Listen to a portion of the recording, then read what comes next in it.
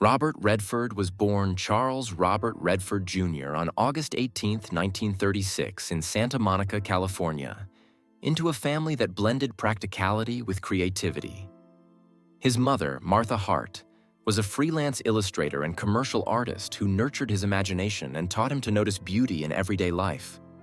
His father, Charles Robert Redford Sr., worked as a chemist and lab technician, offering a grounded influence that balanced the artistic inclinations Robert inherited from his mother. Growing up in Southern California exposed him to a lively, culturally rich environment where Hollywood's glamour was always nearby, sparking early curiosity about storytelling, performance, and the art of seeing life through a creative lens. Education and early passions. Redford's formative years were filled with exploration. At Van Nuys High School, he gravitated toward drama and participated in school plays, discovering a love for performance and the power of embodying other lives. After high school, he enrolled at the University of Colorado, initially pursuing architecture, a field that reflected his analytical side and appreciation for design. Yet, the pull of the arts proved irresistible. He eventually left architecture behind to follow acting more seriously, training at the American Academy of Dramatic Arts in New York City. There, he met mentors who recognized his natural talent and encouraged him to channel his gifts, laying the foundation for a career that would span decades. Rise to stardom. Redford's early career began modestly, with television appearances and small film roles in the late 1950s and early 1960s. It wasn't until 1969, with his breakout role as the Sundance Kid alongside Paul Newman and Butch Cassidy and the Sundance Kid, that he truly captured the public's imagination. His portrayal was charming, introspective, and rebellious. A new kind of American hero who combined rugged charisma with subtle emotional depth. The film became a cultural milestone, propelling both actors to new heights. Subsequent roles in The Sting, 1973, All the President's Men, 1976, and Out of Africa, 1985, confirmed Redford's versatility and ability to inhabit complex characters across genres, from drama and romance to political thrillers. Vision beyond acting, filmmaking, and Sundance. Redford's contribution to cinema extended far beyond his performances. In 1980, he founded the Sundance Institute, a nonprofit organization dedicated to supporting independent filmmakers and nurturing new talent. From this initiative grew the Sundance Film Festival, a platform that transformed independent cinema, giving a voice to countless directors, writers, and actors. Redford also honed his skills behind the camera. Ordinary People, 1980, which he directed, won the Academy Award for Best Picture and earned him a nomination for Best Director, establishing him as a filmmaker capable of crafting deeply human, compelling stories while shaping the industry itself. Directorial achievements and continued acting. Through the 1980s and 1990s, Redford's career balanced acting and directing with remarkable fluidity. In The Natural, 1984, he portrayed Roy Hobbs, a baseball player whose journey mixed vulnerability, talent, and mythic charm. In Out of Africa, 1985, he brought nuance to a sweeping romantic epic. As a director, Redford tackled socially conscious stories with The Milagro Beanfield War, 1988, exploring community, corruption, and cultural identity with sensitivity. A River Runs Through It, 1992, showcased his poetic storytelling, merging lyrical cinematography with intimate family drama, while Quiz Show, 1994, demonstrated his interest in historical and moral complexity, examining the quiz show scandals of the 1950s. Later, career highlights Redford continued to navigate the dual roles of actor and director seamlessly.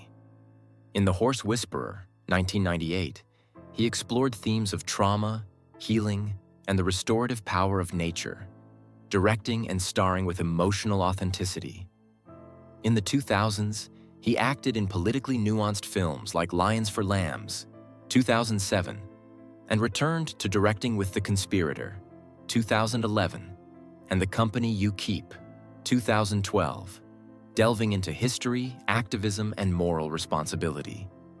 Even decades into his career, Redford remained a dynamic and multifaceted presence in Hollywood, proving that his artistry was as enduring as it was evolving. Personal life, marriage and family. Redford's personal life has been marked by deep family ties and a careful balance between privacy and public life. On August 9, 1958, he married Lola Van Wagenen in a private ceremony in Las Vegas, followed by a family reception for close relatives. Together, they had 4 children. Their firstborn, Scott Anthony Redford, tragically passed away as an infant, leaving an enduring mark of grief. Their daughter Shauna became a painter. David James pursued writing and film production before passing in 2020.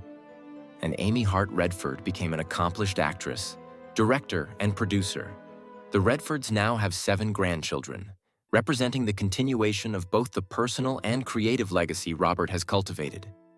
While the romantic dimension of Robert and Lola's relationship evolved over time, they maintained privacy and dignity, choosing to focus on their shared responsibilities as parents.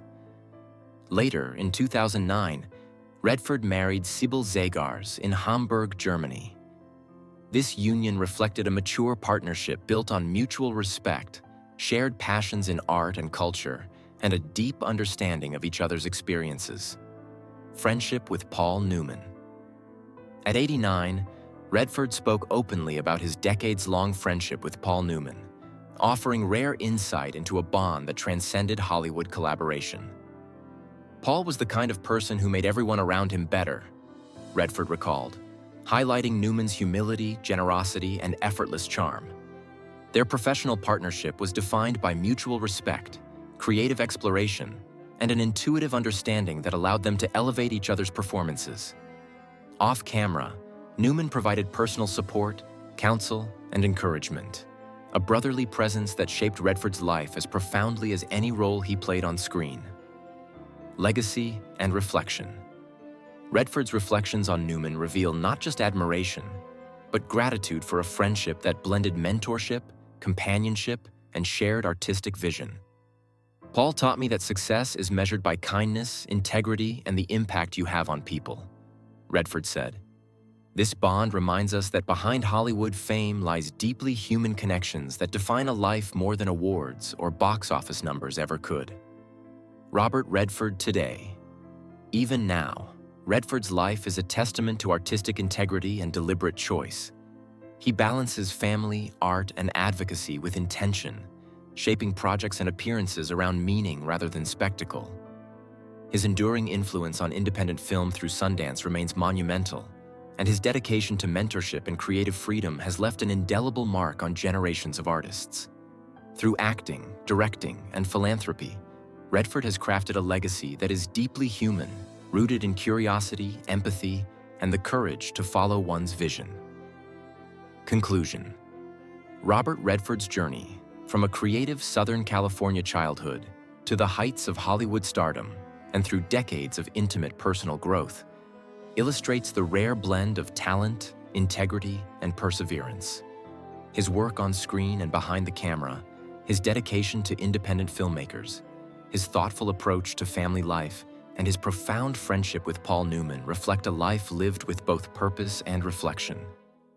In his own words, the measure of success lies not in accolades, but in character, relationships, and the enduring impact one leaves on the world.